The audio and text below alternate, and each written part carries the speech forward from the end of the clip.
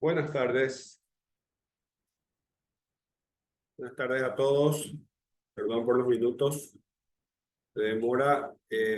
Organizar todo esto llevó su tiempo y fue hasta el último momento.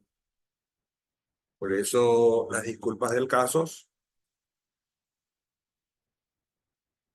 Quería ver, me dijeron que este es un grupo bastante grande. Al parecer el diplomado fue otro éxito y califico de otro éxito porque es el segundo que se está dando y justamente a pedido del éxito que tuvo aquel primer diplomado que se hizo en el mes de septiembre a octubre del año pasado. Quisiera confirmar qué tal se me escucha, qué tal se me ve en ese orden de importancia, audio, visual. Visual también considero que es algo importante, no para que se vea mi rostro, sino que para que se vea lo que se va a proyectar eh, en forma complementaria a modo de poder, de poder complementar el desarrollo de clases. Sí, vamos. Bueno, ahí escriben Francisco y Javier, Monza Roja también, que se escuche y se ve bien, lo que considero suficiente para arrancar esta tercera unidad que trata sobre el diplomado en actualización de derecho administrativo. Doy por asumido que se está visualizando el PowerPoint. Buenas tardes, profe. Sí, estamos viendo. Bueno, perfecto. Entonces, con eso ya suficiente para presentarme. Con la mano un poco dura todavía me estaba a punto de olvidar de cómo se usa el Zoom. Tan reacostumbrado nuevamente a las clases presenciales que rápidamente tuve que refrescar la memoria cómo se opera el Zoom. Bueno, perfecto. Mi nombre es Alberto Daniel Romero Pérez. Soy funcionario judicial. Hoy en día cumplo funciones en el gabinete de la ministra Carolina Llanes en la Sala Penal de la Corte Suprema de Justicia. Toda mi carrera judicial de 25 años, en total, hasta la fecha, fue en el contencioso administrativo.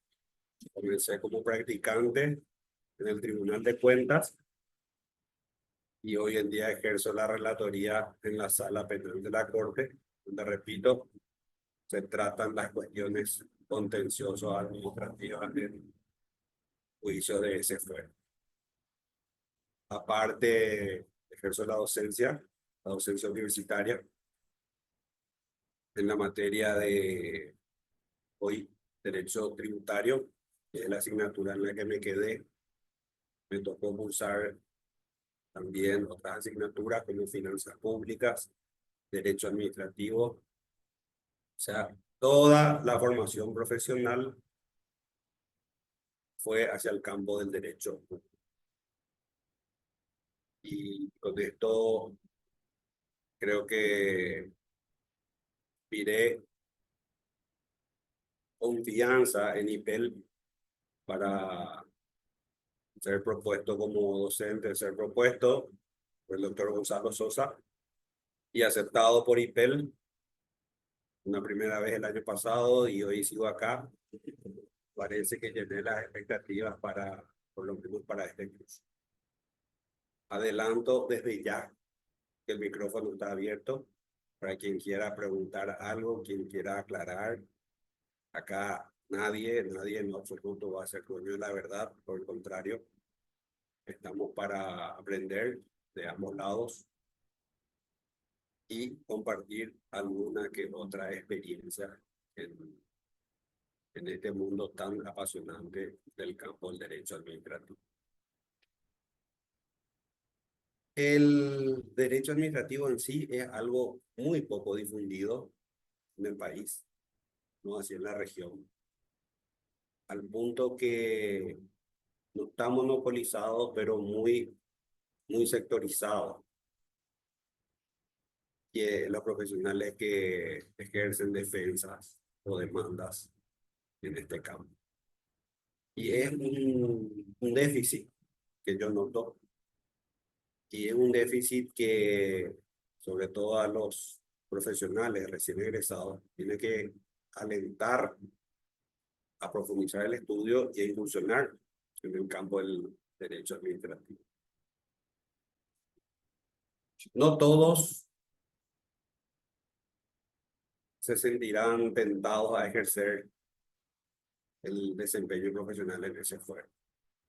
Pero a veces, muchas veces pasó que la vida le lleva a uno a incursionar en este ámbito. Por cualquier razón, ya sea porque aquel abogado que litiga y ejerce la profesión se le plantea un caso contencioso administrativo, o ya sea que por cuestiones de la vida a otro se le ofrece algún cargo para ejercer la asesoría en alguna municipalidad, en algún ministerio, en alguna institución en la que profesionalmente resulta una propuesta aceptable o buena o muy buena, y qué triste no estar suficientemente preparado para el desempeño de la secretaría. Por eso siempre invito a los alumnos a que consideren este campo del derecho público. Y eso es la experiencia en el aula. Estoy seguro que si acá, perdón, estoy seguro que si acá, en esta aula, por más virtual que fuese, pregunto quiénes van a ser penalistas y quiénes van a ser civilistas, prácticamente llenamos el aula de manos levantadas. Muy pocos son los que consideran al campo del derecho público como una propuesta, y sin embargo es algo bastante positivo, repito, ya sea para ejercer la abogacía en forma independiente o ya sea para el desempeño de algún cargo público que no necesariamente vaya a ser la magistratura. Que también pasa que muchas veces asumen jueces, tanto en el Tribunal de Cuentas como en la Corte, que o tienen muy poca o directamente no tienen formación en el campo del derecho administrativo. Y qué paradoja de la vida, la unidad trata del sistema de control de la actividad administrativa. Y acá comenzamos con un punto interesante: sistema de control. Y para comprender esto, opté por ir primeramente a qué es el control. ¿Qué entendemos por control? ¿Cómo se ejerce el control? Porque no podemos hablar de un sistema de control, de una vía, de un medio, si es que previamente no somos conscientes de lo que implica. Y el control es aquel método, aquel procedimiento por el cual alguien, sea una persona física o sea un ente, tiene que fiscalizar lo que otra persona ha cumplido. Y eso tiene que, en el campo del derecho público, necesariamente provenir de una autorización legal. Sabemos por el principio de legalidad que todo necesariamente tiene que estar previsto en la norma. Caso contrario, no es posible o directamente no está autorizado. Y así es que este órgano o esta persona queda suficientemente facultada a verificar o controlar lo realizado por determinado órgano o por determinado sujeto. Parece muy básico, pero en esencia es algo tan rutinario que a veces se nos pasa completamente de lo que es en la vida operativa, ni siquiera nos damos cuenta. Yendo por ruta, alcanzado un punto de peaje, me encuentro con esto. Con este gráfico, que estoy seguro todos ustedes identifican, habrán visto, esto no es ningún secreto. Y llegado al puesto de peaje, se ven los tipos de transportes posibles y las distintas configuraciones posibles. Para en base a eso, sea establecida la tasa que corresponda al. Esta imagen lo que refleja es que cada uno de estos camiones tiene una capacidad de carga permitida.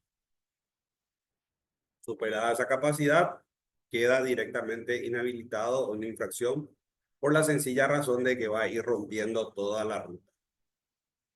Muchos puntos, muchas rutas nacionales y también las vecinales se vuelven prácticamente intransitables y en algunos casos extremadamente peligrosas por la huella que dejan los camiones cargados con sobrepeso.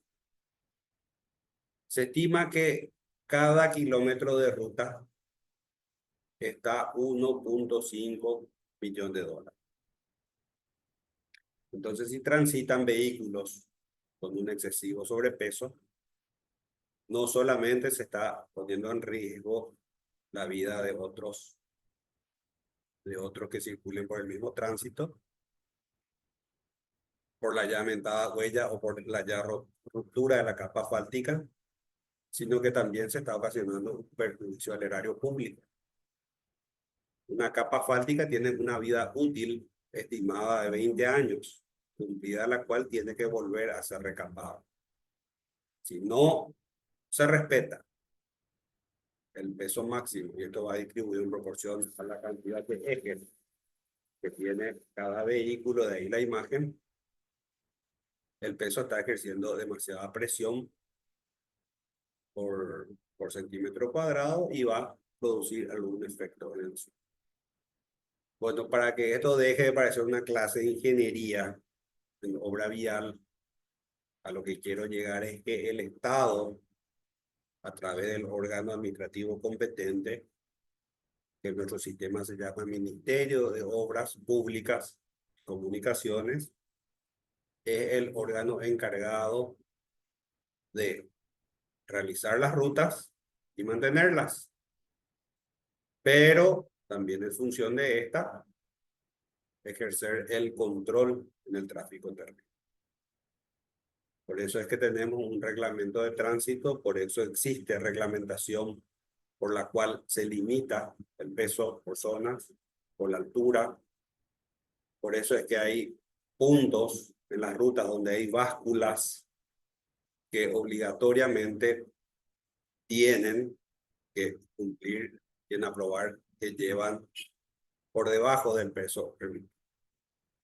¿Y qué es lo que el Estado está haciendo en ese punto? Está realizando un control administrativo.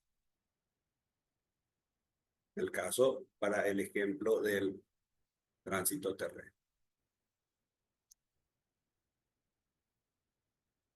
Acá tenemos esta publicación del periódico de fecha 2 de abril del 2018, donde describimos lo que ya, donde describe lo que ya se había mencionado.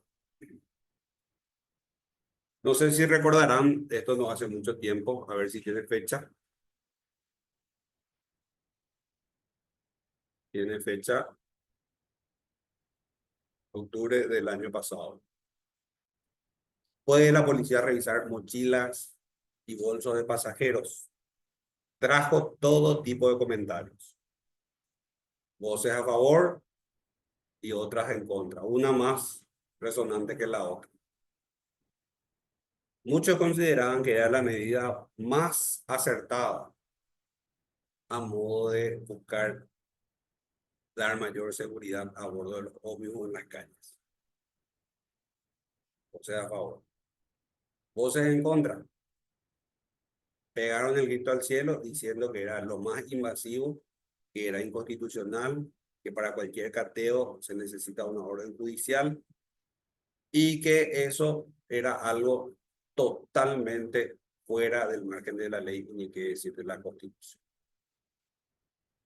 No sé si recordarán este hecho en particular, este suceso, pero refleja cómo muchas veces los controles pueden surtir efectos que transpongan a la previsión legal. O sea, no todo control necesariamente puede ser ajustada a derecho.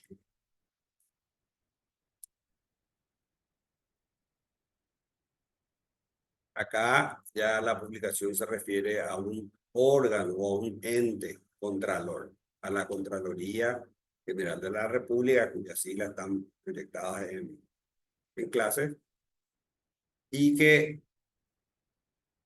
se refirió a una suerte de auditoría realizada al rectorado en la Universidad Nacional de Asunción. ¿Y qué fenómeno implicó esto? Que un órgano administrativo, Contraloría General de la República, entró a analizar, todavía no a juzgar, pero sí a recabar seriamente datos que le permitiría una posterior calificación o evaluación al gasto público. Caso concreto del eje rector de la Universidad Nacional de Asunción. De más está recordar que como toda entidad pública se rige por un presupuesto. ¿Y qué implica ese presupuesto? Si desglosamos la palabra presupuesto, es algo previo a un suceso. Si es que consideramos el término en el lenguaje castizo, un castellano ordinario, fuera de cualquier terminología de las finanzas. Entonces, eso que puede o previo a lo que vaya a suceder, que ni siquiera sabemos si va a suceder, se prevé la ley de presupuesto para que el Estado pueda ejecutar el gasto público dentro del ejercicio fiscal, que es de un año, que comprende el periodo entre el 1 de enero y el 31 de diciembre. Pero ese fenómeno, esa erogación del dinero público, en condiciones normales debe suceder, porque una ley no solo autorizó, sino que también obliga a su ejecución. ¿Qué pasa si hay un déficit presupuestario? Se previó en la ley, pero no hay disponibilidad financiera. El Estado recaudó menos de lo que programó para gastar. En síntesis, fue insuficiente la cantidad de recursos en base al monto presupuestario. Y ese presupuesto no se ejecuta, por lo menos dentro de ese ejercicio fiscal, y después se ve cómo se arregla al año siguiente. Pero lo ideal o lo típico sería que se cumpla dentro del ejercicio fiscal. Por algo es presupuesto, se presupone, se estima que se va a cumplir, sin la plena certeza. Y es lo que acá la Contraloría General de la República entró a analizar cómo la máxima autoridad de la Universidad Nacional de Asunción cumplió con el gasto público.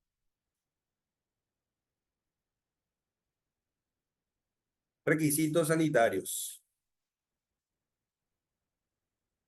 Con el tema del COVID, esto tomó trascendencia, pero esto no tiene nada que ver con el COVID, se refiere a la fiebre amarilla, que históricamente esto lleva fácilmente 15 años, si no más, de que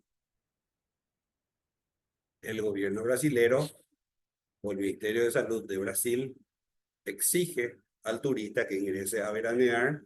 Veranear, obviamente, para el Brasil implica playa, y a los paraguayos nos gustan las playas brasileras, pero pasó que a través de ese flujo de personas que ingresan y salen, se generó un problema tremendo de fiebre amarilla que se tradujo en una crisis de salud pública para el sistema. Entonces, a partir de ahí, esta exigencia de exigir el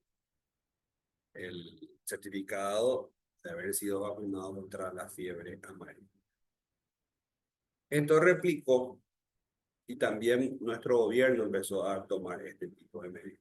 Cuando si exigen lo mismo, también vamos a controlar y exigir nosotros lo mismo para todos los extranjeros que vayan a ingresar, sobre todo en la temporada de verano.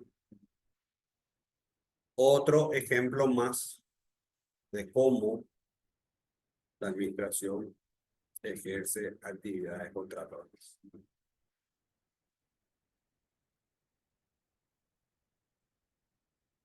Ejemplo clarísimo de control.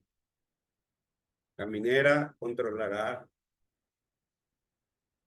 velocidad de circulación con radares, que me parece perfecto. Me parece perfecto para un sistema vial tan poco desarrollado como el nuestro. Esto no es Europa, ni los Estados Unidos, donde tienen las supercarreteras o las autobahn, donde no solo existen 4, sino que 6 carriles, y en 2 de los cuales, en algunos casos, no hay límite de velocidad. Claro, hay vehículos, sobre todo los europeos, de mucha potencia, de gamas muy veloces.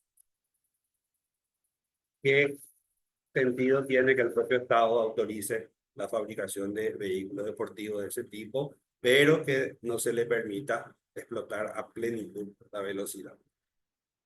Entonces ahí, que si bien es cierto una tendencia que va achicándose, ¿por qué no? Con posibilidad que alguna vez se extinga, todavía existen tramos, carriles, donde no hay límite de velocidad, justamente para que esa gente que gusta de ese tipo de vehículos pueda explotar a pleno el potencial, sin afectar la condición de terceros, de transeúntes o de conductores, particularmente no gusto de la velocidad.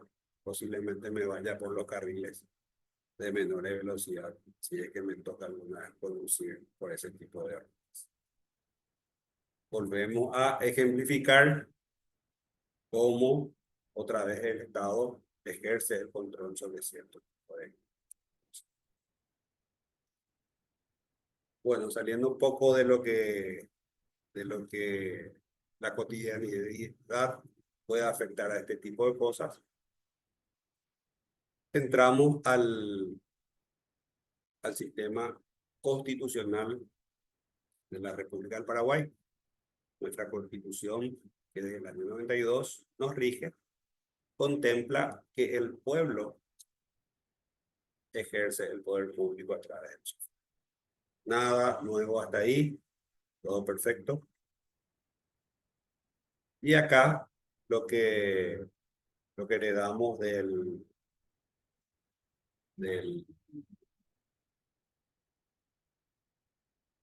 de la doctrina jurídica clásica, donde existe un sistema de recíproco control.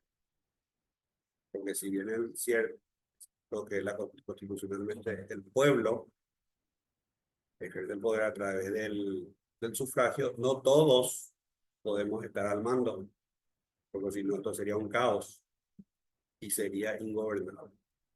Por eso constitucionalmente fue canalizado. El gobierno va a estar administrado por los tres poderes: el legislativo, el ejecutivo y el judicial. Y estos entre sí van a ejercer el recíproco control. Esto en doctrina también da lugar a muchos tipos de comentarios, al punto que hay quienes consideran que el poder judicial está por encima de los demás poderes. ¿Y en qué sustentan para decir que el poder judicial está por encima de los demás poderes cuando solo debe controlar? Y porque si uno quiere que tal persona sea privada de su libertad, no puede tomar medidas por mano propia. Si uno quiere ingresar a la casa, necesita una orden judicial y vuelve ante un juez. Si uno quiere recuperar algo de un tercero, de otro sujeto, o sin saber dónde está, nuevamente tiene que pedir la reivindicación por la vía judicial. Atribución que no tiene ni el poder legislativo ni el poder ejecutivo. Y tiene mediano fundamento, pero es superlativizar, por lo menos para mi gusto, el rol del poder judicial en ese punto.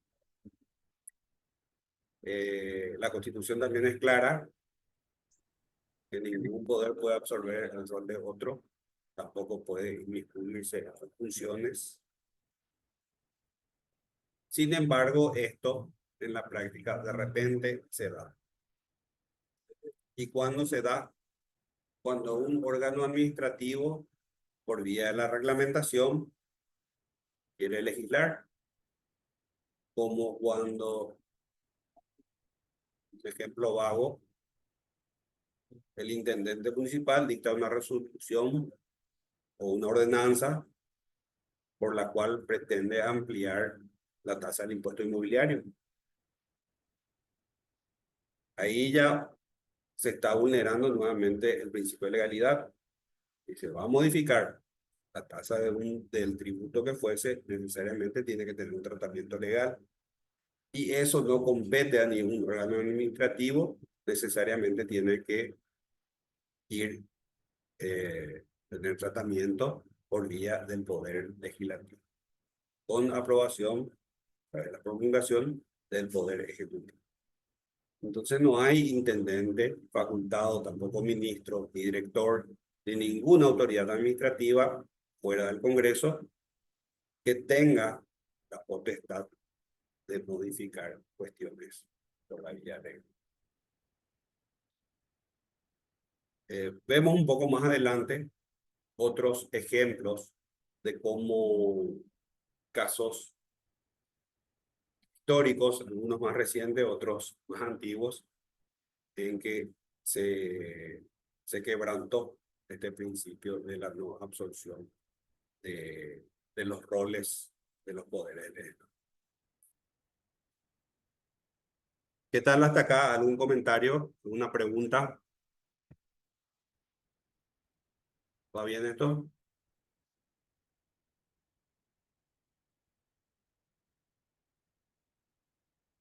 Asumo que sí. Entonces seguimos con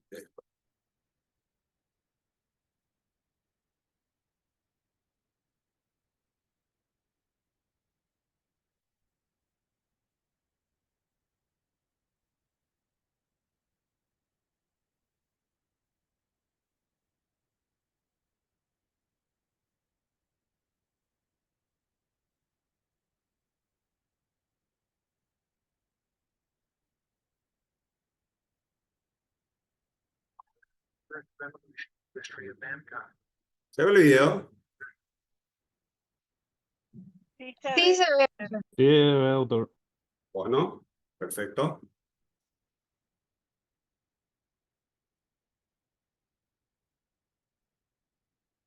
Bueno, no existe un ser enteramente aceptable. Puedo asegurar, no sé, Lionel Messi, y alguno me va a salir a decir que no, que Maradona fue mejor, no, que Pelé chutaba más fuerte. Eh, no, no sé si existirá algún ser humano con aceptación plena. Pero Ronald Reagan, un presidente de la década del 70 y principios del 80, en una época en que las tensiones entre la Guerra Fría, haciendo un poco de historia, y algún que otro suceso mundial, trajo mucha tensión, mucha carga emocional a la humanidad. Y le tocó a él desempeñar la presidencia de la República durante ese entonces y quedó como el presidente democrático, como el presidente, ¿cómo decir? Buscó tener la imagen de ser el Papa Francisco entre los presidentes de los Estados Unidos, aquel que buscó congraciarse con todos los sectores, especialmente con los más desprotegidos. Y para eso trató de dar esa imagen de máxima democracia y de respeto hacia la población. Obviamente no es enteramente aceptado, por eso el discurso previo, pero les proyecto y voy a proyectar esto 2 veces para que vean muy bien. Esto está en YouTube, pueden ver las veces que quieran para, para ver qué dijo. Ours was the first revolution in the history of mankind, and truly reversed the course of God. And let's read the words. We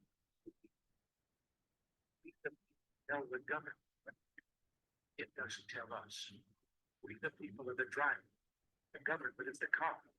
And we decide where it should go, and by what route, and how fast. Almost all the world's constitutions are documents in which governments tell the people what their privileges are. Our Constitution is a document in which we, the people, tell the government what it is allowed to do. We, the people, are free. This belief has been the underlying basis for everything I tried to do in the past 8 years. That 60-20 began. It seemed to me that we begun reversing the order of things. That through more and more rules and regulations and confiscatory taxes, the government was taking more of our money, more of our options, and more of our freedom. I went into politics in part to put up my hand and say, stop. I was a citizen politician. It seemed the right thing to have said to do. I think we have stopped a lot of what needs done. And I hope we have once again reminded people that man is not free unless government is living. There's a clear cause and effect that is as neat and predictable as the law of physics. As government expands, liberty. Bueno, paso por segunda vez.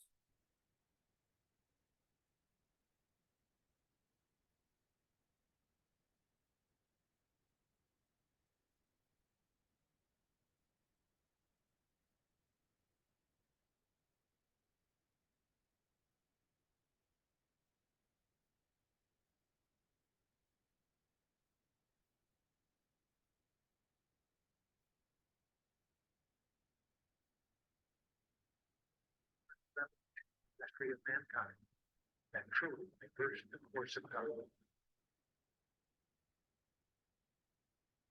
Ours is the first revolution in the history of mankind that truly reversed the course of government. And with three little words, we the people. We the people tell the government. It doesn't tell us. We the people are the driver. The government is the car. And we decide where it should go and by what route and how fast. Almost all the world's constitutions are documents in which governments tell the people what their privileges are. Our Constitution is a document in which we, the people, tell the government what it is allowed to do. We, the people, are free. This belief has been the underlying basis for everything I tried to do as implement. But back in the 1960s, when I began, it seemed to me that we'd begun reversing the order. That through more and more rules and regulations and confiscatory taxes, the government was taking more of our money, more of our options, and more of our freedom. I went into politics in part to put up my hand and say, stop. I was a citizen politician, the right thing for us to do. I think we have stopped a lot of what we started. And I hope we have once again reminded people that man is not free unless governed. There's a clear cause and effect that is as predictable as the law of physics. As government expands, liberty rights.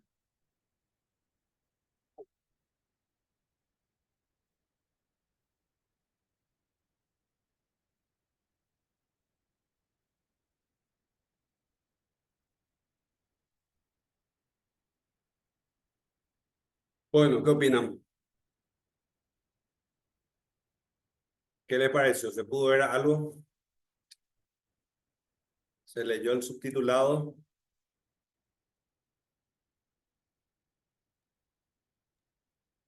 Sí, doctor, se ve bien. ¿Se vio? ¿Se entendió? ¿Qué opinan? ¿Qué les pareció? Muy interesante, doctor. Muy interesante. Porque toda convivencia, desde el clan más primitivo, desde que el ser humano entró en convivencia, tuvo que haber un límite. Pero ¿de qué sirve ese límite si no hay un control? Una forma de hacer efectiva esa limitación. Y muchas veces sucede que ese control no es tan eficaz o no es pleno. Tampoco el límite. Cualquiera de los dos puntos, la falta de control o el exceso de control, como dijo Ronald Reagan, acorta la libertad. Y eso se vuelve invasivo para la sociedad, para la comunidad. Entonces, necesariamente, los derechos personales o los individuales tienen que estar amparados también por las autoridades. Y todo tiene que ser perfectamente controlable, pero dentro de tales límites. De ahí que esa decisión de que la policía pueda revisar bolsos de manos, por ejemplo, en las calles, en los ómnibus, se presta para ambos puntos y cada quien puede tener una posición y cada una de ellas pueden ser perfectamente válidas. Porque si estando en la calle fui víctima de un asalto, veo a alguien con mochila en moto en una parte oscura y obviamente me va a entrar fobia, ¿no? Y me voy a sentir muy seguro de que vaya la policía o alguna autoridad pública, llámese Fuerzas Armadas o cualquier otra, y revise qué hay en esa mochila. Como también puede que alguna vez, en algún exceso de autoridad, esa mochila haya sido revisada de manera indebida a un chico escolar a un estudiante universitario que salió 10 de la noche de la facultad, cansado, queriendo llegar a la casa, y tuvo que soportar un cateo de ese tipo. Y ahí viene el arte de que ese control tiene que estar perfectamente dosificado por medio de la autoridad. Y entramos en un punto muy sensible porque está en la naturaleza del humano que no siempre ese límite es respetado. En otras palabras, quien tiene la autoridad no siempre sabe autolimitarse. Y de ahí que no es necesario, sino que es indispensable que exista un sistema controlado para evitar el abuso de autoridad o el desvío del poder. Cualquiera de estos dos puntos se dan y se dan con mucha frecuencia. Es muy fácil ver y señalar con el dedo. No hace mucho se daba la situación y la prensa captó, creo que fue en un partido de fútbol o un concierto, donde la policía ejercía fuerza indebida. Pegaba a gente que evidentemente eran vendedores y no hinchas. Inclusive creo que hubo un escopetazo con balines de goma, todo filmado. O sea, hay situaciones de excesos. Y pongo el ejemplo, no crean que estoy en contra de la policía o en contra de los espectáculos deportivos, al contrario. Pero son situaciones que se dan y que vivimos día a día. Y eso es lo que tiene que estar perfectamente balanceado para que esto de lo que estamos hablando tenga sentido de sí. Y ahí es donde el control del poder, entramos a otro punto muy sensible, porque la historia nos mostró muchos ejemplos, y ojalá terminen, porque es algo que todavía escuchamos y escuchamos en la historia contemporánea, que escuchamos en nuestros días. Esto no es algo para politizar o para ideologizar, ni para cuestionar. Estamos en una clase didáctica. Estamos poniendo un punto de vista para que cada quien extraiga la propia conclusión. Y si ya tienen un parecer al respecto, perfecto, se respeta. Podemos compartir o podemos no compartir. Pero no podemos negar que se dieron casos donde el control fue ilimitado. Y de ahí esta frase, el Estado soy yo, atribuible ¿cómo se le decía al Luis XIV? El Rey Sol. El Rey Sol. Imagínense que él se sentía el Estado. Una persona física, una autoridad. Bien, un monarca, perfecto. Que el concepto monarca para nosotros es, bueno, el rey, perfecto. Y queremos equiparar al presidente de la República o quien ejerza el poder ejecutivo. No. Para el monárquico, para el europeo, el rey es más que una autoridad, es el rey. Es algo, tiene un sentido de pertenencia originario tan arraigado que ven como algo casi divino al rey. Lo que el rey decía era, pero indiscutible. No por una imposición arbitraria, mucho menos autoritaria, sino que por lo que implicaba la figura del rey, moralmente, socialmente. Por eso es que de repente para nosotros, los latinos, los americanos en sí, que desconocemos completamente el sistema monárquico, decimos el rey y bueno, el rey. El europeo pasionalmente siente a la monarquía de otra manera. Por algo siguen los sistemas monárquicos y siguen los reyes en ejercicios. Y que cuando murió la reina de Inglaterra, el inglés se quedó de duelo, pero por mucho tiempo. Dolido, realmente dolido. Porque es propio de su sistema, no solamente administrativo o político, sino que hasta cultural. Y bueno, y Luis XIV, en un exceso, con una ausencia de límites, entendió que el Estado era él y que él tenía el poder de la vida y la muerte sobre todos sus ciudadanos. O sea, casi se sentía propietario de cada uno de sus vasallos.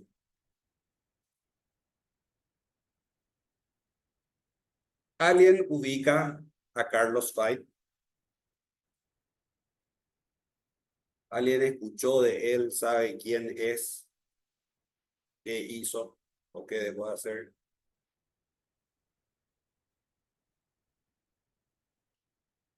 No, profe.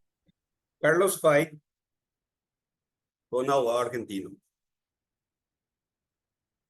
que ejerció la abogacía, escribió sobre política, defendió mucho en periodos muy convulsivos de las dictaduras militares, porque la Argentina desde la década del 50 tuvo varios procesos, varias etapas de crisis políticas. Y cada gobierno militar implicaba una dictadura nueva, con pautas nuevas, con reglas nuevas. Y Carlos Fight se encargaba, desde muy joven, de defender a la gente, se animaba a promover los amparos en defensa de las personas. Y hoy en día podemos decir, bueno, un amparo es una garantía constitucional, sí. Hoy sí. Pero ante un gobierno militar, ante un gobierno dictatorial, el amparo a veces no solo implicaba la desaparición del justiciable que estaba promoviendo, sino que también del abogado. Y él se caracterizó por siempre promover los amparos en resguardo de los derechos de las personas. Ejerció la profesión hasta que fue invitado a ser ministro de la Corte a partir del año 1983. En el año 83 vuelve la democracia a la Argentina. Docente universitario, eso me olvidé de mencionar, enseñó Derecho Político y Derecho Procesal Civil, si mal no recuerdo. Bueno, Fight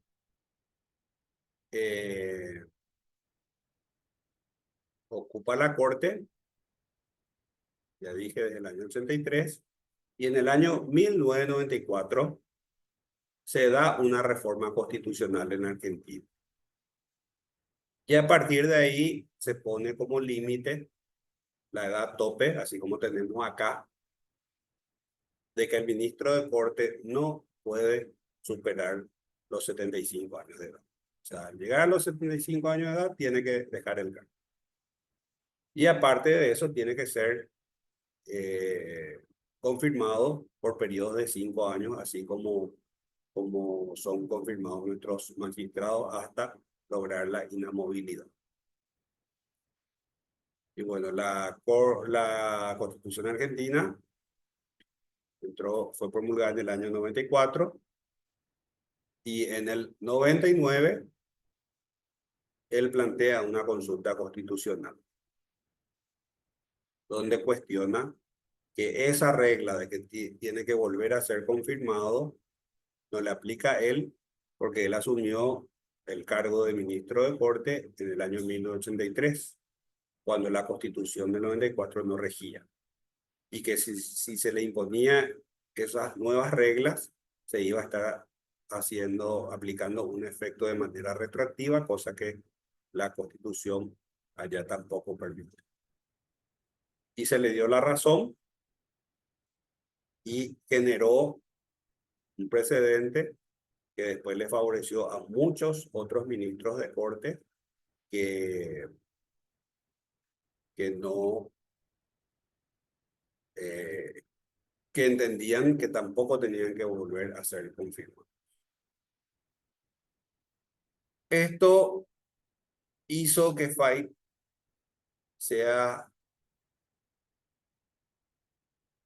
estuvo 32 años en la corte. Tuvo periodos de mucha presión política. Estaban viendo cómo se sacaban de encima a este ministro. Entonces se le empezaron a hacer cuestionamientos. En distintas épocas, sus 32 años de corte, tuvo distintos ataques de distintos flancos. Se le empezó a cuestionar y a investigar a los hijos, a la tarjeta de crédito, a los gastos que él hacía, al ahorro que él tenía. Se le revisó de punta a punta y no se le encontró absolutamente nada. Todos los años alquilaba la misma casa en la misma ciudad veraniega. No se daba una vida ostentosa, no vivía en lujo y no se le encontró cuestionamiento alguno. Entonces se le empezó a atacar y amenazar con juicios políticos. Creo que tuvo 6 o 7 de ellos y ninguno prosperó. La enemiga más fuerte que tuvo fue Cristina Kirchner, porque ella ya estaba siendo procesada y sabía que su caso iba a terminar en la corte y que con Fay no contaba. Entonces la idea era ver cómo conseguía que salga de la corte para tratar de que entre un magistrado afín. Entendió la jugada con muchos años, porque él deja la corte con 97 años de edad. Podemos decir que fue el Mirta Legrand de la Corte de la Nación Argentina.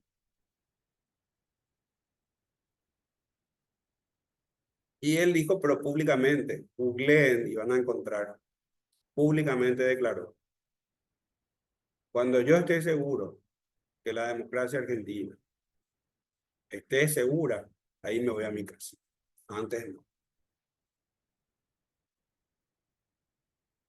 En el 2015, cuando pierde el kirchnerismo, él renuncia al día siguiente. Cumplió su palabra y se retiró. Y falleció creo que a los 6 meses, al poco tiempo de dejar el cargo falleció. Pero estuvo en el cargo y en la cátedra hasta el último momento. Creo yo que son ejemplos muy válidos y muy loables de cómo opera el sistema de contralor. Porque el sistema político, el kirchnerismo en la Argentina fue, y sigue siendo, no desapareció, sigue con mucha fuerza. Pero cómo se impuso, podemos pensar como una manera caprichosa o que tenía tantos cuestionamientos que dejaba el cargo y que a veces pasa cuando uno pierde el poder se le viene encima. Bueno, no se le encontró cuestionamiento alguno nunca. Creo que tenía todavía un Ford Falcon, o sea, un típico auto argentino antiguo. No vivió los lujos, no llevaba una vida ostentosa. Ni siquiera vacacionaba a lo grande. Para tratar de darle nombre y apellido a lo que estamos desarrollando. Y todo control necesariamente pasa por la Constitución. O sea, todo control tiene su origen en la Constitución. Y de ahí en más puede descender a normas de menor rango, pero todo tiene que tener su origen ahí.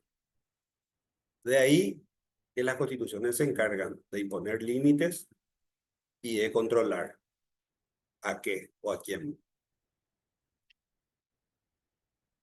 y en mayor medida al poder político, y que el poder político se encargue de controlar a la ciudadanía. Por eso es que esto afecta de una u otra manera.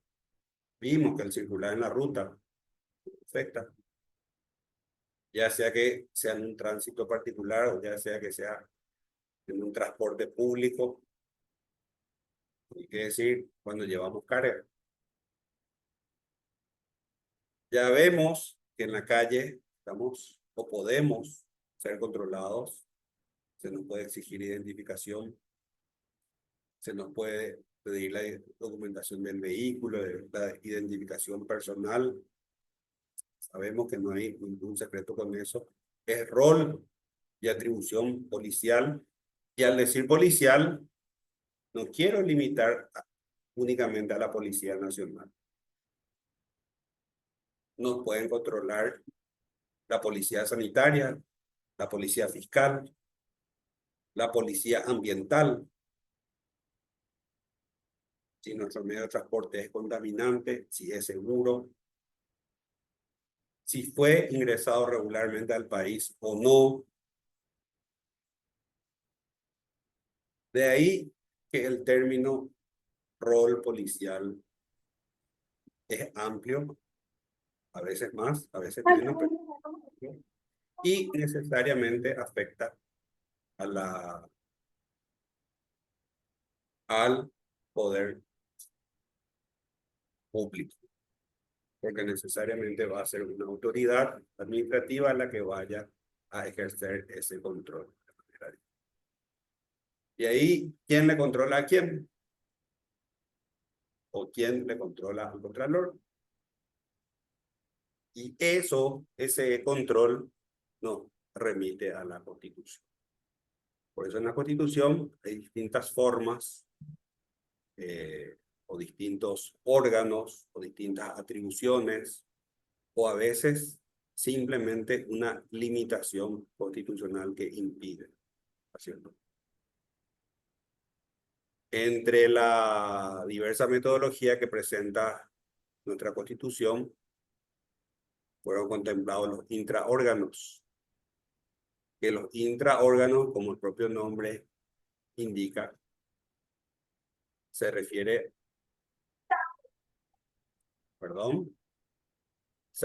a dependencias a veces propias de una autoridad administrativa, a modo de que no todo el poder esté concentrado en una sola persona. Así también aparecen los extra órganos. Se volvió esa Victoria peor que Wendy.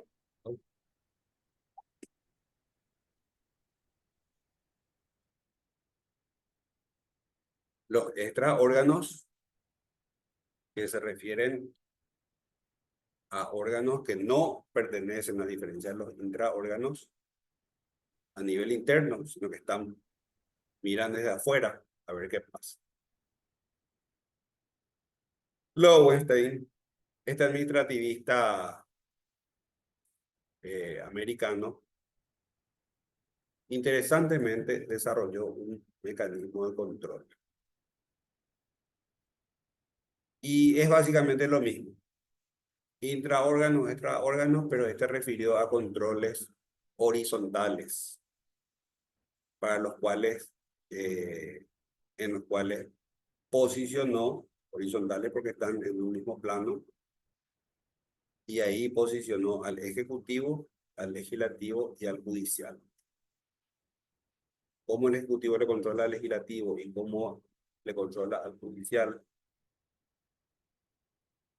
Y tanto el Ejecutivo como el Legislativo controlan al Judicial a través del juicio político. Y el Judicial controla a los otros dos a través de la inconstitucionalidad. Así, vamos a poner como ejemplo de intraórgano, siempre dentro de la perspectiva constitucional, que cualquier decisión del Poder Ejecutivo va a ser emanada a través del decreto. porque el presidente de la República, o si leemos algún decreto, vemos que el presidente de la República decreta. Pero esto tiene que tener la aprobación del ministro de la cartera del ramo. Por ejemplo, si va a ser una cuestión ambiental, el presidente del Poder Ejecutivo va a decretar y ese decreto va a tener que estar refrendado por el ministro del MADES. Si es una cuestión sanitaria, va a tener que ser refrendado por el ministro del ramo, que realmente va a ser el ministro de Salud. Para el caso del Poder Legislativo, como intraórgano, tenemos que primero tiene que haber un quórum legal. Y ahí tenemos las distintas mayorías. La mayoría absoluta, la mayoría, la siguiente, la de 2/3, el quórum legal, y de acuerdo a eso es la cantidad de miembros integrantes que necesariamente van a tener que emitir su voto para que sea válido. O sea, el quórum, a través del quórum, el constituyente en el año 92 consideró que es un sistema ya suficientemente eficaz para que el Poder Legislativo pueda operar. Lo que implica que ante la falta de quórum, y siempre escuchamos en noticias que no se pudo realizar la sesión por la falta de quórum.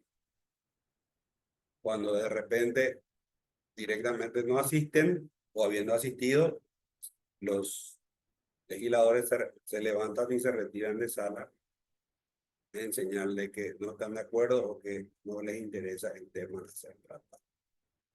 Bueno, esos son ejemplos de cómo operan los intraórganos de nuestro sistema constitucional.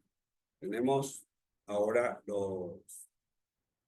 a los extraórganos, le aparece el Ministerio Público, que se encarga de representar a la sociedad, la Defensoría del Pueblo, que se encarga de defender de cualquier exceso por parte de las autoridades, y el más ejemplificador entre todos los extraórganos constitucionalmente previstos en nuestro sistema, nuestro ordenamiento positivo, es la Contraloría General de la República, que se encarga de nada menos que verificar el gasto público que realiza el Estado de Paraguay. Sabemos que el administrador es el Poder Ejecutivo, según el artículo 238 de la Constitución Nacional, y de ahí se encarga de la administración de todo el país. Ello no es absoluto, no, si bien es cierto, tiene el rol constitucionalmente previsto de administrar, materialmente imposible. El presidente no puede estar atendiendo qué pasa en las fronteras, qué pasa en recaudación, si hay o no hay vacunación en todos los centros de salud, o si SENASA está actuando de una manera eficaz, plena en todo el territorio de la República. No puede una sola autoridad, una sola persona ejercer esa totalidad de roles.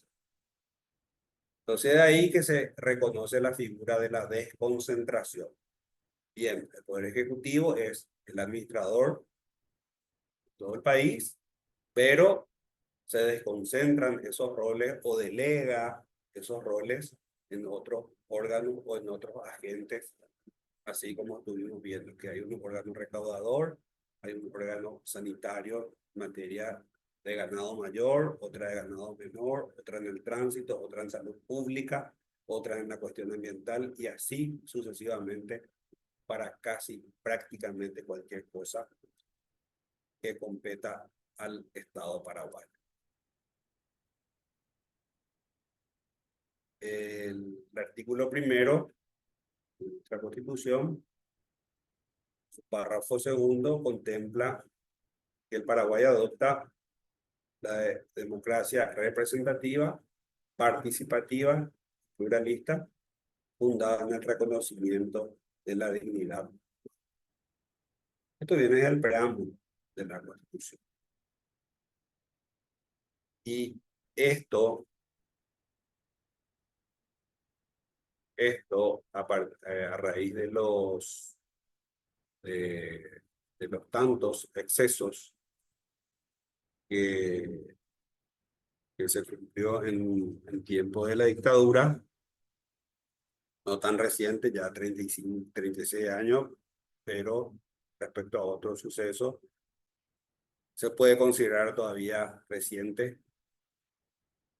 Nuestra Constitución sobrevino a un gobierno dictatorial muy largo y muy traumático para la realidad paraguaya, lo cual llevó a que se generen diversos sistemas intraórganos para buscar asegurar ese verdadero rol contralor que constitucionalmente se le asignó a estos organismos.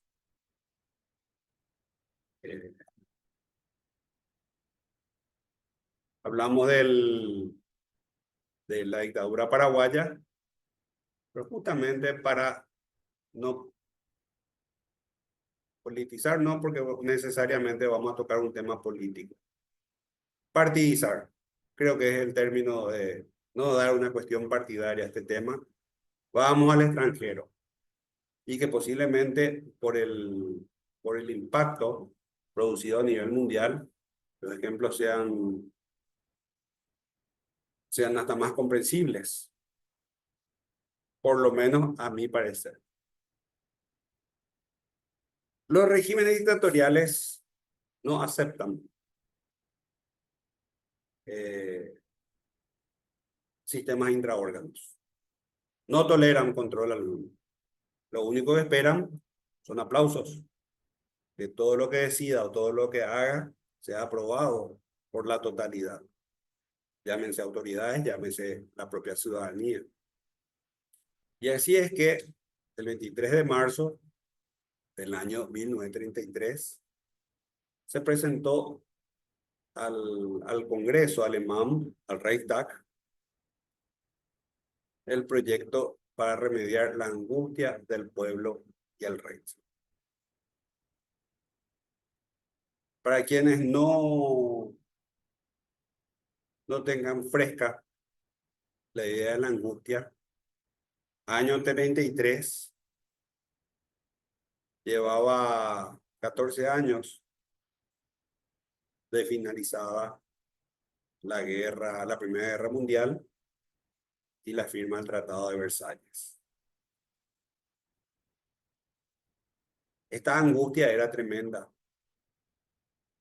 porque la Alemania había sido vencida, y no solamente vencida, sino que quedó diezmada como casi toda Europa. Con la diferencia que a Alemania se le condenó al pago de una indemnización. Perdiste la guerra, estás destruida, pero tenés que soportar una indemnización por todos los daños que ocasionaste a tus países vencedores. Y encima te vamos a poner estas limitaciones: no tener tropa, no tener una tropa de más de 100.000 hombres, no tener buques de determinado tonelaje, o sea, buques de mediano ni gran porte. Una serie de limitaciones se les desmanteló a toda la industria y quedó no solamente con mucha desocupación, sino que gran parte de esa fuerza laboral desocupada estaba mutilada, porque eran veteranos de guerra que le faltaban piernas, brazos o algún sentido que le discapacitaba laboralmente. Entonces la cuestión social y la cuestión económica progresar. Una hiperinflación como nunca se volvió a repetir. Hambre, mucha hambre, lo cual generó lo que después el nacionalsocialismo trató de, angustia que después trató de remediar al pueblo. Y ahí tienen proyectada cómo se pronuncia.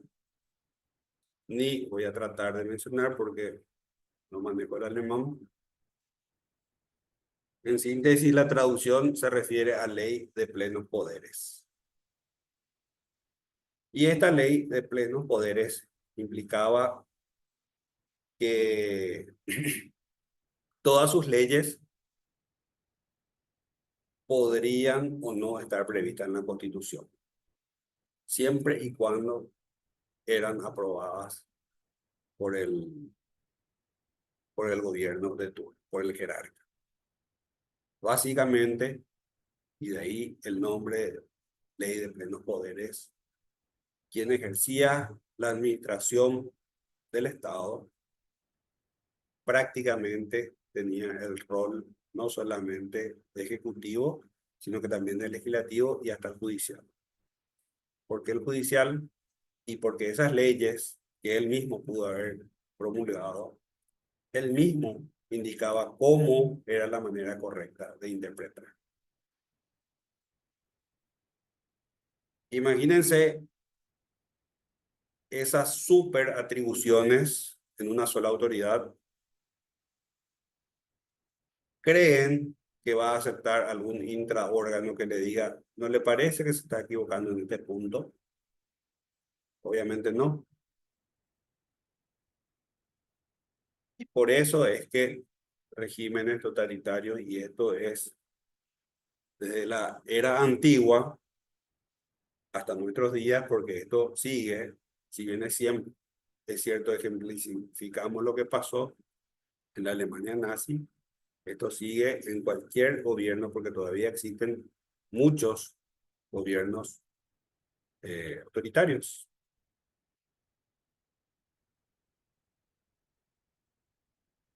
Esto fue televisado y seguro que van a encontrar en YouTube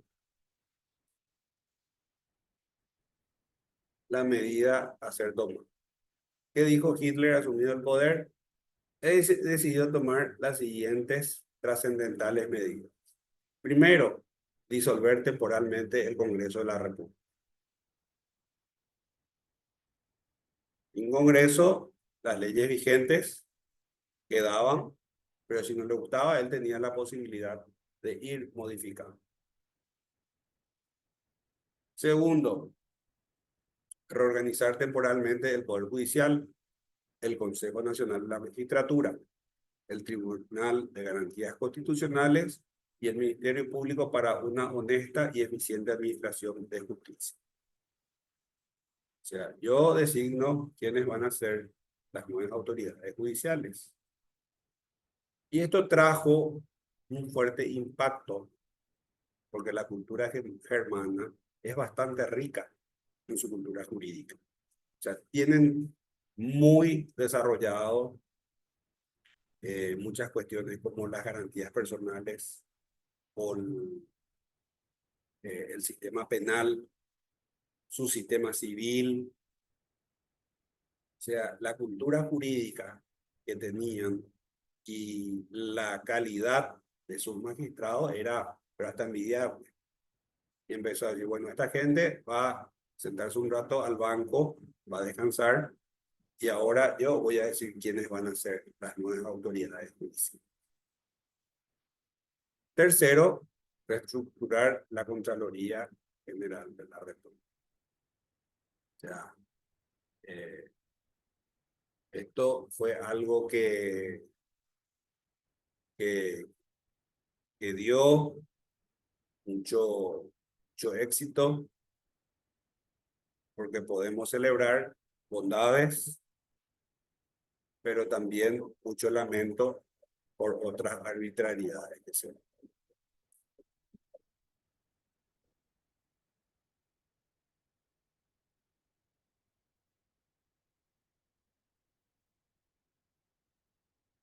El órgano legislativo,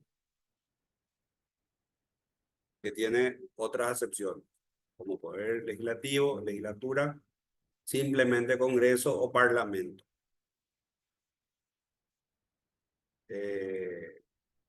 ¿Ejerce roles administrativos? Sí, ejerce roles administrativos. Por eso tiene una autonomía funcional para su autogobierno. De ahí que el Poder Legislativo establece un sistema de distribución. Ellos establecen su propio reglamento y dicen, bueno, el presidente va a durar tanto tiempo en el ejercicio, puede ser reelecto o no puede ser reelecto. Para ser designado necesita la cantidad de tantos votos. Entonces ellos se autorregulan para ver cómo consideran que va a ser la medida más eficaz en su funcionamiento. Se autorregula normativamente a través del dictado de sus reglamentos que acabamos de mencionar. Y designa a sus propios funcionarios. No solamente designa, sino que le asigna funciones y también tiene la posibilidad de remover con el procedimiento correspondiente. Entonces vemos que el Poder Legislativo sí ejerce también medidas administrativas. Y como tales, estas medidas administrativas también tienen que tener una regulación que permita controlar. En cuanto al rol puramente legislativo, también se da la apertura y el cierre de sesiones del quórum legal, que ya vimos que esto está impuesto inclusive constitucionalmente. Se organiza en el sistema bicameral, Cámara Alta, Cámara Baja, que puede tener otros nombres de acuerdo al sistema legislativo que fuese. De ahí el sistema inglés, que contempla a los comunes y a los lores. O sea, esto es resabio de un sistema copiado del modelo inglés. Pero en cualquiera de los casos, independientemente del nombre que reciba, lo que está operando ahí es el sistema de control intraórgano. Que finalmente es lo trascendente para este punto, para que nuestro Congreso pueda operar de manera regular, por lo menos conforme al mandato constitucional. En el órgano judicial, ¿hay controles? Sí, hay controles. Desde el rol jurisdiccional están los tribunales de alzadas, donde se ubican jueces o de mayores trayectorias, o por lo menos hacer un tribunal colegiado, en la que ya son 3 los que van a analizar el caso y no uno solo, como el caso de los juzgados unipersonales. Se entiende que va a ser una revisión menos falible, por lo que le corresponde atender y revisar por vía de la apelación o de la nulidad, dependiente de la vía procesal que opte el justiciable o el letrado que promovió el recurso. Se entiende que la alzada implica un control más eficaz, autorizando la revisión del juzgado unipersonal de la instancia primaria. Palabras más, palabras menos. 6 ojos van a ver mejor el caso y van a entender mejor, buscando una solución jurídicamente más justa respecto a lo resuelto por los únicos 2 ojitos del juez de primera instancia. No quisiera entrar en el debate de si el juez tiene que dictar una sentencia justa o no. Porque los magistrados, al jurar, lo que están prometiendo es aplicar la Constitución y las leyes. No están para hacer justicia. Y dije que no quiero entrar en ese debate porque van a decir uno que es jus positivista y el otro no, que es jus naturalista. Pero ¿de qué sirve la aplicación de la ley si la solución es injusta? Yo creo que eso da para otro diplomado y aún así capaz no consensuemos. Pero espero que sea comprensible que el Tribunal Superior o el Tribunal de Apelación se considera un sistema eficaz de control respecto a la decisión del juez de la instancia primaria. Esto ya vimos y ya sabemos a través del derecho procesal que se canaliza por la vía recursiva, a través de los distintos recursos, y se va distribuyendo en instancias, pudiendo inclusive llegar a la máxima instancia. Lo más común, a lo que más estamos acostumbrados, sobre todo quienes litigan, quienes ejercen la abogacía de manera independiente, es que se organizan por instancias, donde las instancias más básicas, puede ser de primera instancia, atienden las decisiones primarias para que después puedan ir a las sucesivas instancias superiores, llámese Tribunal de Apelación, llámese Corte Suprema de Justicia. Y así es que encontramos que cuando más arriba llegue la decisión, se entiende que se le está dando o buscando dar mayor seguridad al justiciable para la satisfacción de la pretensión. Aparte de ese rol de que la Corte también revisa fallos judiciales, van a ver en la unidad 4, posiblemente con la profesora Mariela Hitz, cómo la decisión del Tribunal de Cuentas del contencioso administrativo es revisable ante la Sala Penal de la Corte.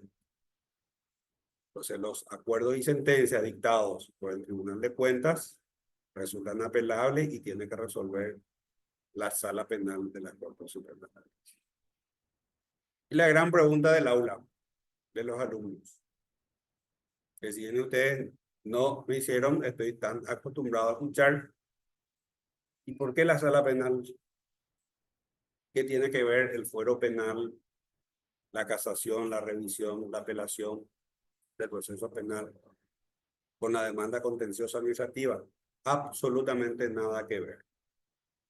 Las causas contenciosas administrativas llegan también a la sala penal, así como causas penales, por la sencilla razón que el artículo 30 del Código de Organización Judicial así lo dispone. No hay ninguna conexión entre el fuero penal y el contencioso administrativo. Por una cuestión meramente organizativa, que el Código de Organización Judicial así lo dispuso, y eso nunca ha sufrido variación, se sigue canalizando a la sala penal. Bueno, ahí vimos cómo en el Poder Judicial actúan como intraórganos a través de sus diversas instancias. Pero también ejerce la superintendencia, rol que complete también a la Corte Suprema de Justicia, pero ya no desde su rol jurisdiccional, sino que ella opera como un órgano administrativo.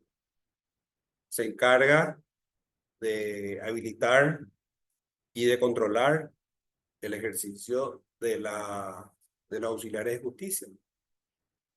Los abogados juramos ante un ministro de la Corte Suprema.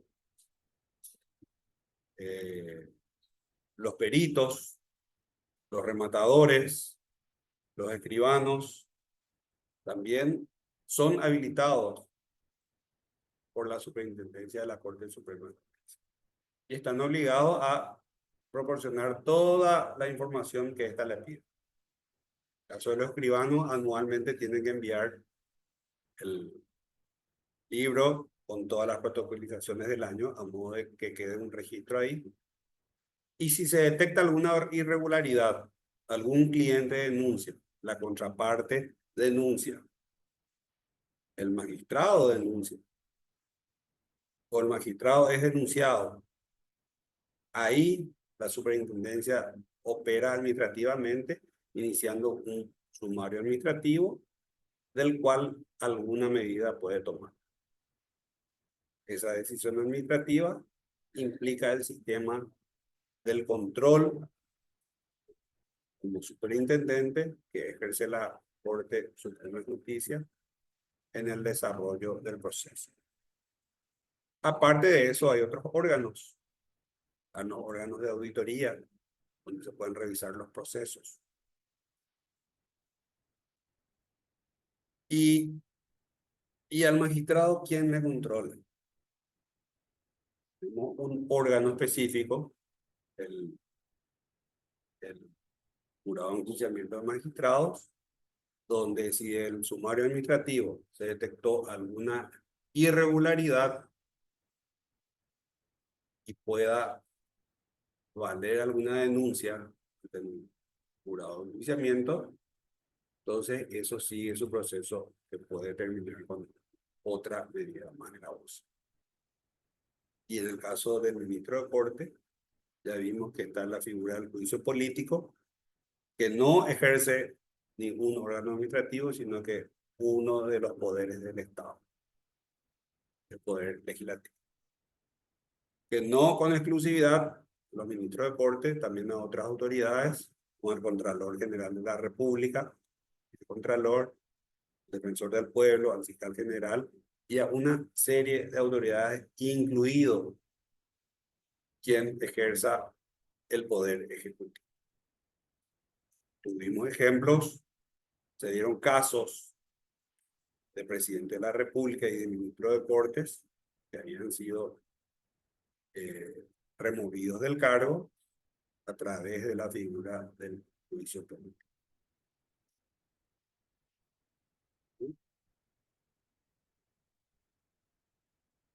Bueno, con esto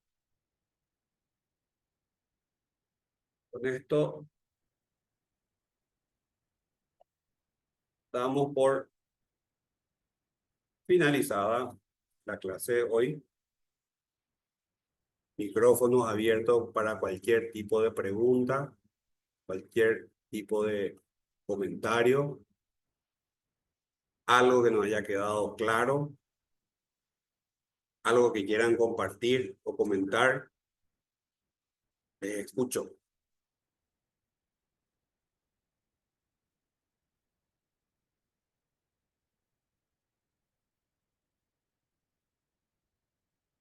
¿Están?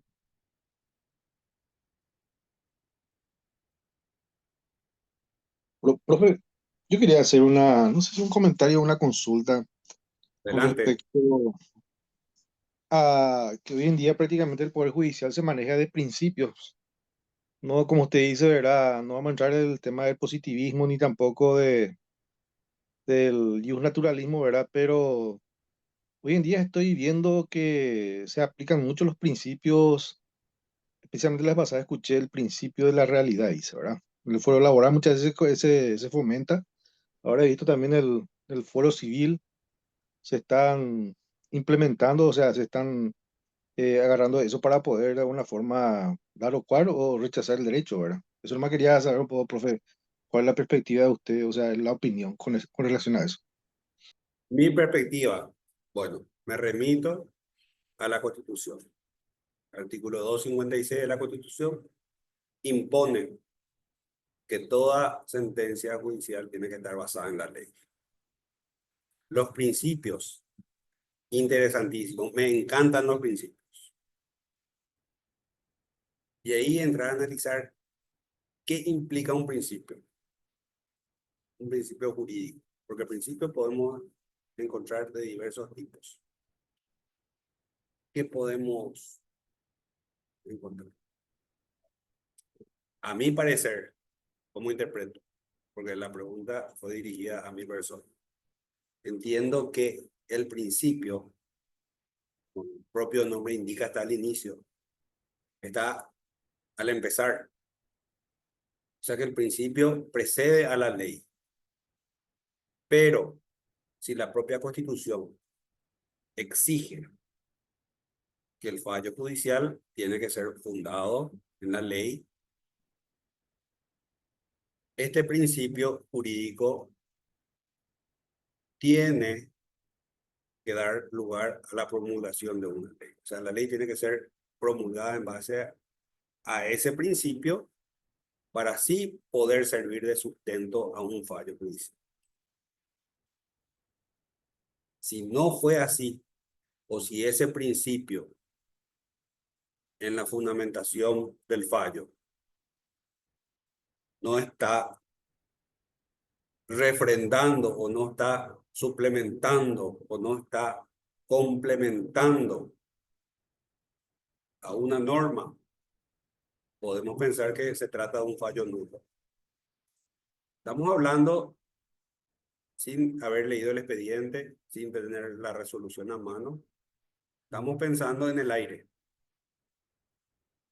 Pero así como acaba de plantear el caso, yo entendería que es una resolución nula si únicamente se fundó en un principio. Como dije, me seducen los principios, pero como suplemento de la norma. Como que le dan el toque del buen bouquet a la idea cuando complementa a la norma. Ahora, un principio solo, sin norma alguna, como que ese fallo queda infundado.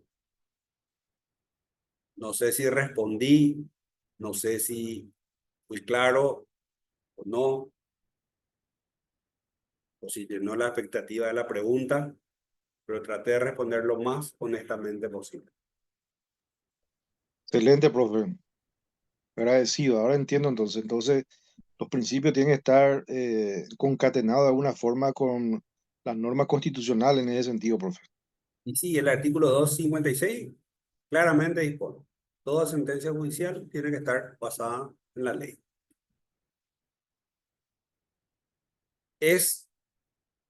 Podemos considerar que es un límite a modo de que ningún magistrado se atreva a dictar una sentencia voluntarista. Exigir que el fallo se funde en la norma, en la Constitución, para que esta no sea una sentencia de que el juez dicta en tal o cual sentido, porque él quiere. Le obliga a adoptar una norma y esa norma aplicar al caso concreto. Que aplique bien o mal, porque también está la posibilidad de que el juez interprete una norma de una manera incorrecta. Y ahí el fallo podemos pensar que sea errado y eso van a definir las instancias superiores, pero está obligado a imponer su decisión en base a una ley, una norma. Que quede solo en un principio, particularmente no comparto. ¿Fallo de dónde fue eso? Primera instancia, segunda, corte. Primera instancia, profe. Primera instancia. Sí. Reconocimiento de matrimonio aparente, cosas así, era. O sea, una persona, en lo civil, por ejemplo, ¿verdad? Que una persona estaba casada, sin separación de bienes, pero ha concubinado de alguna forma con otra persona por bastante tiempo, dice, ¿verdad? Claro. Y ahí aplicaron el principio de la realidad, ¿verdad? Impugnando la vocación hereditaria, ¿verdad? De la viuda legítimamente casada, ¿verdad? Lo más seguro que ese fallo llegue a la corte, lo más seguro, en algún momento. Así como está planteando la cosa. Por eso entonces es Interes- importante doctor, el control. El control Claro, constitucional y el tema del control claro, del tribunal de apelación y cosas así, doctor. claro, Interesante, profesor. claro, Excelente. claro que sí. Que sí. Otra pregunta, otro comentario. Otro ejemplo interesante como presentó José Vallejos. Si no hay nada más, dejamos la clase acá. Esta clase de un martes fue excepcional porque me coincidió con un viaje. Y si todo sigue bien, nos vemos en la clase de lunes. Lunes 17 horas. Excelente, profesor. Buenas noches. Buenas noches. Nos Perfecto. vemos el lunes. Buenas noches, doctor. Hasta luego. Hasta luego. Buenas noches, profe. Buenas noches. Buenas noches, profe, gracias.